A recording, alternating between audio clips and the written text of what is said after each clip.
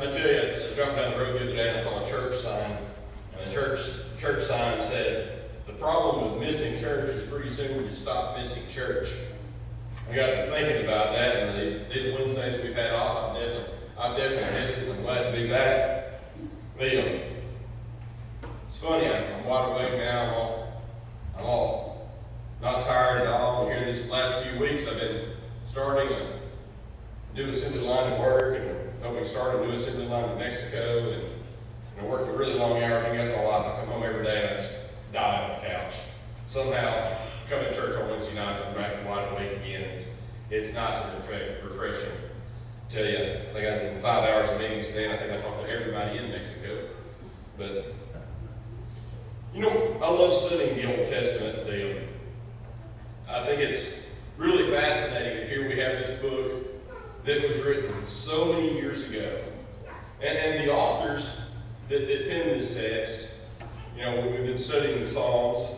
I guess I'm the second lesson here in Psalms, so I reckon we've got about 3 years left of Psalms if we do one a night for the Wednesday nights. But I love how the author that wrote this psalm, the person that wrote it, wrote about current events for his time. And we can read it and we can understand it based on the current events of their time. And then we can read it and we can look at the prophecy of Jesus' coming that it pertains to, so we can apply it to the prophecy of Jesus. And then we can take it and we can apply it to our lives, and it applies just as equally to our lives. And then we can apply it to the second coming of Christ, which is coming at some point in time we don't know. And I love how this in one passage out of the Old Testament, you can study from 4 completely separate views, and it all makes sense, and it all works together, it all flows so beautifully. It shows you how truly awesome God is, doesn't it? And I challenge you to find any verse in the Old Testament or the New Testament that pertains to today more than Psalms chapter 2, verse 1. Why are the nations in an uproar and the peoples devising a vain thing? I can't think of a more prominent verse for today off the top of my head. Can you? Why are the nations in an uproar and the people devising a vain thing? The kings of the earth take their stand, and the rulers take counsel together. Right? So here we've got the rulers of the world. We've got the kings of this time, and they're all gathered together and they're devising something. They're working together. They're coming up with their best ideas to do something. And you know what their best ideas they're coming up with is? Against the Lord and against His anointing. The kings are doing everything they can to stop God.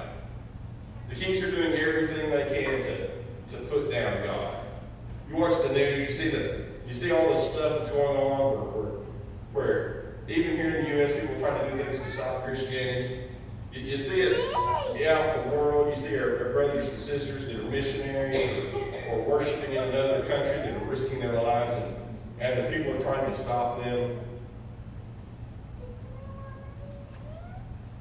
Let us tear their fetters apart in verse 3 and cast away their cords from us. Oh man, these kings want to stop. These kings want to stop the spread of Judaism in the Old Testament.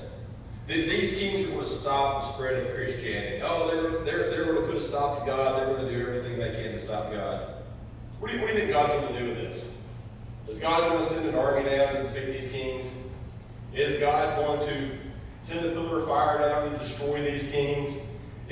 What's God going to do to all these kings that are trying to put a stop to Christianity, that are trying to put a stop to Judaism, to the coming plans of God?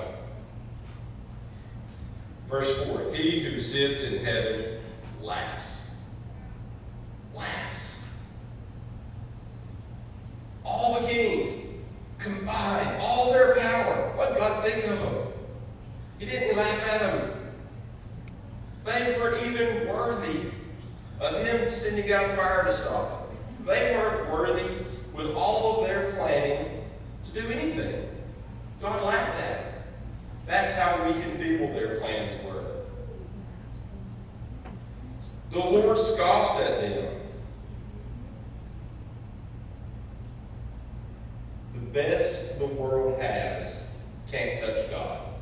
I was talking to Harold the other day, and he said, we could solve all our problems if we just put faith in the good Lord. Because if we put our faith in the good Lord will take care of us. The God that's our God, the God that sent his Son to die on the cross for our sins, the God that created this world, all of these kings are gathered together to stop him, and he laughed at them. The kings of the earth are so weak and feeble, God doesn't even have to try to stop them. Then he speaks to them in his anger. All it took was God to speak. His anger and terrified them.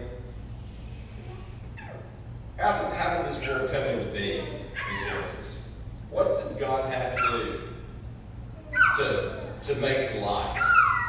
He spoke and there was light. What did he have to do to part the waters? He spoke and they were parted. What did God have to do to create the birds, to create the animals in the sea and all those delicious critters running around the woods? He spoke. That's all it took. That's all it took for God to put down these kings. That's all it took for God to stop their plans. He spoke and terrified them with his fury. But as for me, I have installed my king upon Zion, my holy mountain. What has God done?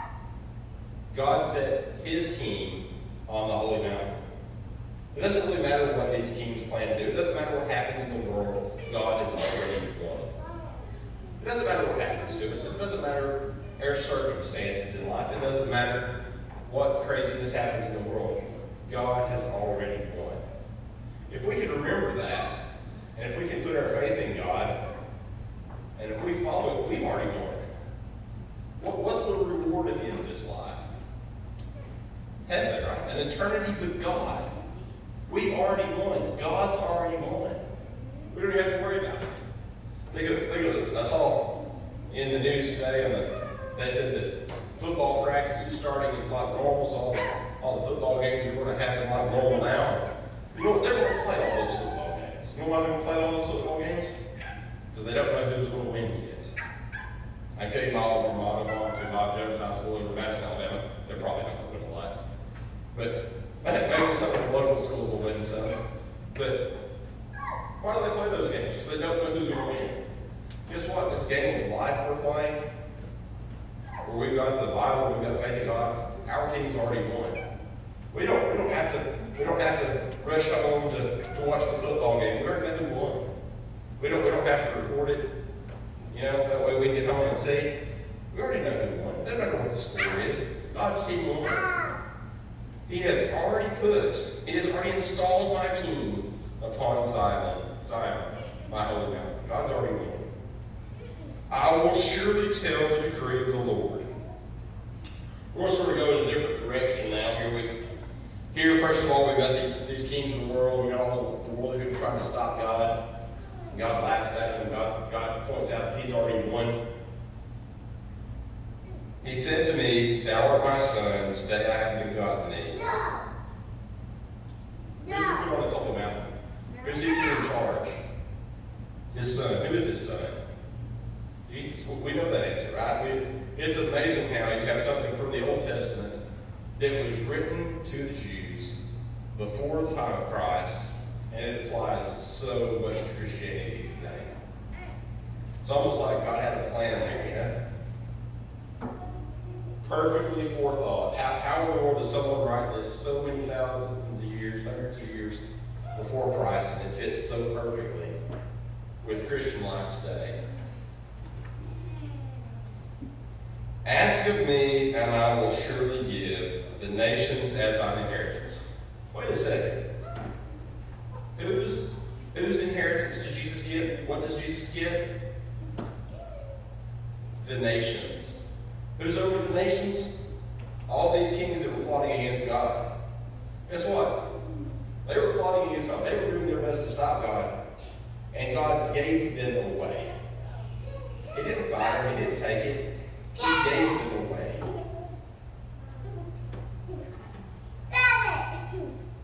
And the very ends of the earth as thy possessions. God gave Christ the nations as an inheritance, and the very ends of the earth. What's left after the very ends of the earth? What on earth is left after that? Absolutely nothing. I always think of I don't even remember the movie. It's a silly movie I watched one time, a long time ago, and the people are sailing, and the earth is all flat, it's like a perfect cube, and they're all falling off the edge, and all of a sudden they're going down, and they're going vertically. I remember the movie. I always remember that scene.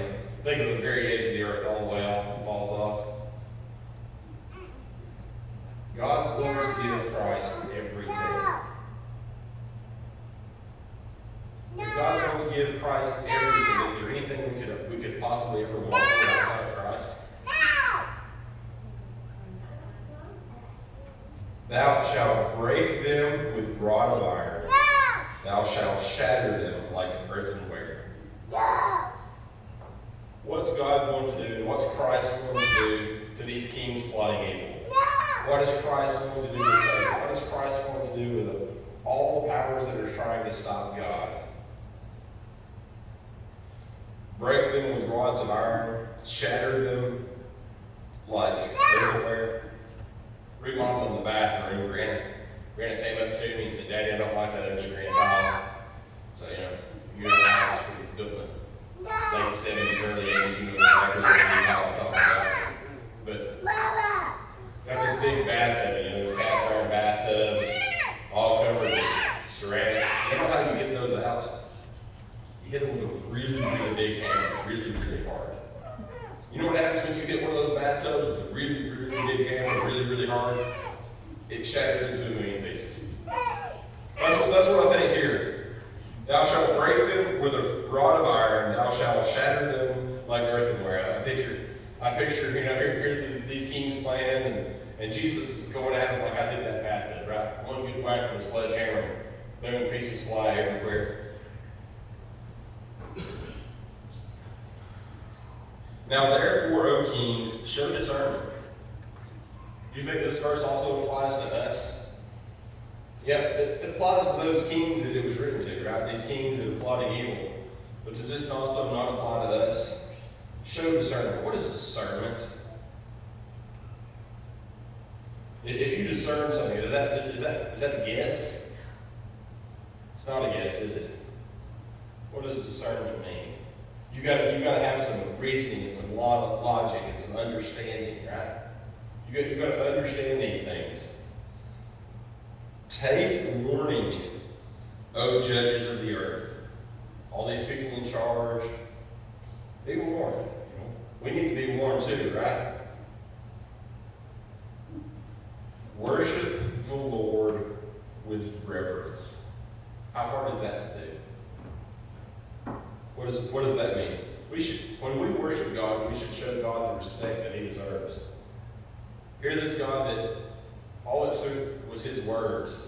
This God that's so powerful that He laughed at all the kings of the earth combining together. Can you imagine all the kings combining together, all their power and force, and they're so weak and people God laughs at them? We need to have reverence for God. We need to understand how truly awesome He is. Isn't that a word that we overuse all the time? How many things that we said are awesome that aren't awesome at all? What does awesome mean? Awe-inspiring, right? We should, you think of the phrase shock and awe. That's what God is. God is awesome. And we should worship Him with reverence. Rejoice with trembling. So we're supposed to rejoice in God. How can that be? Do homage to the Son, lest He became angry and you perish with the way. There's two options in this life, right? There's the option to perish, and there's the option to live forever. We can do homage to the Son. We can pay honor to Christ. We can follow Christ. We can live our life the way Christ would have us live, or we can do the other way. And we can perish. For his wrath may soon be kindled. How blessed are all who take refuge in him. You've got two options. They're really, really simple options, right?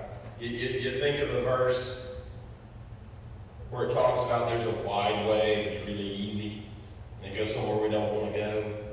And then there's a narrow path, and it's a little bit harder. It goes somewhere a whole lot more enjoyable. That's what all the way back here in Psalms chapter 2. How blessed are those who take refuge in him. We've got that option, right? It doesn't matter what the world does to us. If we put faith in God, if we put faith in Christ, if we put our refuge in Christ, what does refuge mean? Safety. It's where we go to hide, right? You think of refuge, you think of refugee. What is a refugee? It's somewhere that's running away, somebody that's running away from somewhere really bad, trying to get somewhere better so they can be safe. What does it mean when you take refuge in a storm? You hear the tornado sirens going off, and those of us in North Alabama all know what the tornado siren sounds like.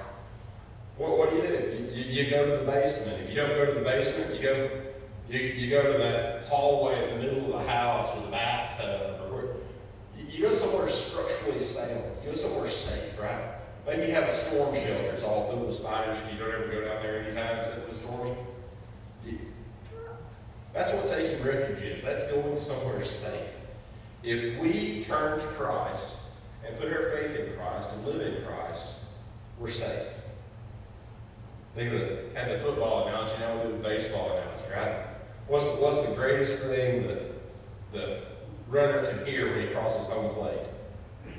Safe, right? You got two options. You got safe and you got out. What's out mean? You done, you didn't score, all that hard work was for nothing. What's safe mean? You won, right?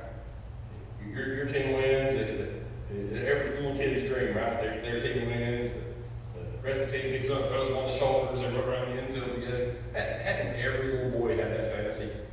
Like all of them. Little girls probably had that fantasy too. I don't know. I wasn't one. I don't know. But we should put our refuge, or we should put our faith in Christ that gives us refuge.